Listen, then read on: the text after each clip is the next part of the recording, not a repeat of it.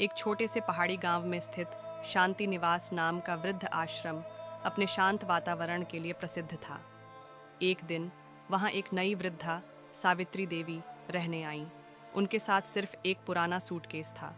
वह बहुत कम बोलती थीं और अक्सर अकेली बैठी रहती थीं। उनकी आंखों में एक अजीब गहराई थी, जैसे वे किसी गहरे राज को छुपा रही हों। आश्रम के बाकी बुजुर्गों ने उनका स्वागत किया, लेकिन सावित्री देवी ने किसी से घुलने मिलने की कोशिश नहीं की। आश्रम के प्रबंधक रमेश बाबू ने उनके पुराने दस्तावेज देखे, लेकिन उनमें कुछ खास जानकारी नहीं थी। सावित्री देवी के आने के कुछ दिन बाद से आश्रम में अजीब घटनाएं होने लगीं।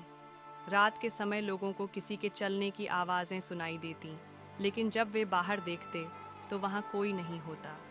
कभी-कभी सावित्री देवी आधी रात को अकेले आश्रम के बगीचे में टहलती हुई दिखाई देती। एक दिन आश्रम के सबसे बुजुर्ग सदस्य नारायण जी अचानक बेहोश हो गए। होश में आने के बाद उन्होंने कहा, मुझे लगता है कि सावित्री देवी कुछ छुपा रही है। उनकी आंखों में डर है। धीरे धीरे आश्रम के बाकी सदस्य भी सावित्री देवी को लेकर बेचैन होने लगे। आश्रम की देखभाल करने वाली युवा महिला निशा सावित्री देवी के कमरे में गई, जहां उसने उनका पुराना सूटकेस देखा। उसमें से एक पुरानी तस्वीर गिर पड़ी। तस्वीर में एक छोटा लड़का और एक औरत थी जो सावित्री देवी जैसी ही दिख रही थी। निशा ने तस्वीर देखकर सोचा कि यह उनका बेटा होगा, लेकिन तस्वीर के पीछे कुछ लिखा था, मुझे माफ कर दो, मैं मजबूर थी। इससे निशा को शक हुआ। उसने रमेश बाबू को यह बात बताई और उन्होंने सावित्री देवी से इस बारे में पूछताछ की। सावित्री देवी ने कुछ नहीं कहा और चुपचाप रोने लगी। एक रात जब सब सो रहे थे, आश्रम में आग लग गई। सभी बुजुर्गों को किसी तरह सुरक्षित बाहर निकाला गया, लेकिन सावित्री देवी गायब थीं। रमेश बाबू और निशा ने उन्हें खोजने की कोशिश की और पाया कि वह अपने कमरे में थीं। उनके हाथ में वही पुराना सूटकेस था जिसे वह छोड़ने को तैयार नहीं थीं। किसी तरह उन्हें बाहर लाया गया। आग बुझने के बाद रमेश बाबू ने उनसे कहा, आप हमें सब कुछ बता सकती हैं। ये सूटकेस इतना महत्वपूर्ण क्यों है? सावित्री देवी ने कांपती आवाज में कहा, इस सूटकेस में मेरे बेटे की यादें हैं। मैंने उसे बचपन में खो दिया था। वह इस तस्वीर में है। मैंने उसे एक अनाथालय में छोड़ दिया था क्योंकि मैं उसकी परवरिश नहीं कर सकती थी।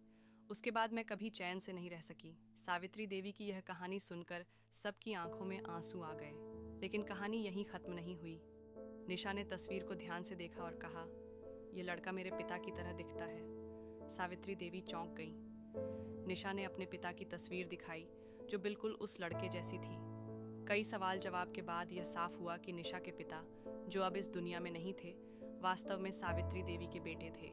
निशा उनकी पोती थी। अंत आश्रम का नया जीवन इस सच्चाई के सामने आने के बाद सावित्री देवी को वर्षों बाद शांति मिली। निशा ने वादा किया कि वह अब कभी उन्हें अकेला नहीं छोड़ेगी। आश्रम के बाकी सदस्य भी इस कहानी से गहरे प्रभावित हुए। शांति निवास अब सिर्फ एक आश्रम नहीं रहा, बल्कि एक ऐसा स्थान बन गया जहां टूटे दिलों को जोड़ने की उम्मीदें पनपने लगीं। यह कहानी हमें सिखाती है कि हर व्यक्ति के भीतर एक कहानी छुपी होती है, जिसे समझने और अपनाने के लिए सिर्फ प्यार और धैर्य की जरूरत होती है।